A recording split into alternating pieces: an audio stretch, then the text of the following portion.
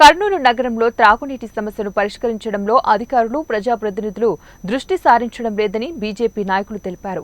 వేసవిలో కర్నూలు నగరంలో నీటి సమస్యను పరిష్కరించాలని బీజేపీ రాష్ట్ర కార్యవర్గ సభ్యులు నగరూరు రాఘవేంద్ర ఆధ్వర్యంలో కర్నూలు నగరపాలక సంస్థ అడిషనల్ కమిషనర్ రామలింగేశ్వర్కు వినతి పత్రం అందజేశారు.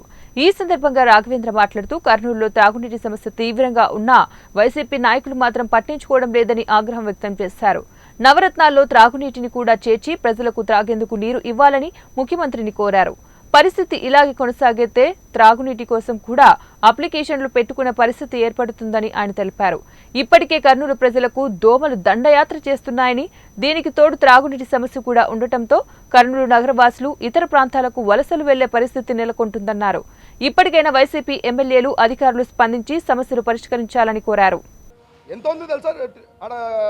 మన కేఎంసీ అది ఎంత ఉంది తెలుసా? వాటర్ అనేది 0.9 టీఎంసీ ఉంది. అంటే ఏ పార్టీకైనా మనకు సరిపోతుంది. అది ఈరోజు మనం చేయాల్సిన అవసరం, ఇది ఈరోజు చెప్పాల్సిన అవసరము. ఈ మున్సిపాలిటీకి కాదు, మున్సిపాలిటీ వాళ్ళకి వచ్చి అడిగితే మాతో యాడవుతుందండి. అది పైన లెవెల్లో తీసుకోవాల్సిన నిర్ణయం అని మాట్లాడుతున్నారు. మా కర్నూలే కదండి మున్సిపాలిటీ. మీ మీద పైకి పోయి విజయవాడలో ప్రతిదానికి ఇచ్చుకోలేం కదా. మాకు రైల్ కనెక్టివిటీ లేదు, ఫ్లైట్ కనెక్టివిటీ లేదు, రోడ్డు కనెక్టివిటీ లేదు. మేము బిక్కుమని డొక్కు బస్సులలో రావాలన్నమాట విజయవాడకి.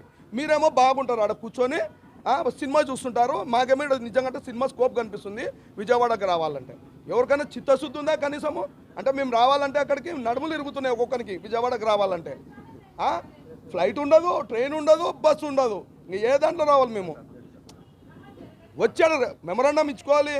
ఈ అధికారులకి చెప్తే మాకు సంబంధం లేదబ్బా, మాకు ఇక్కడ ఊక జస్ట్ మీ పంపించుకునేది ఉంటుంది అంతే, మీరు ఇచ్చిన మెమరాండం పైకి, అంతేగాని మా పరిధిలో అయితే ఇది లేదు. ఎన్నో కోట్లతో కూడుకునేది, పైనుంచి కిందికి వచ్చే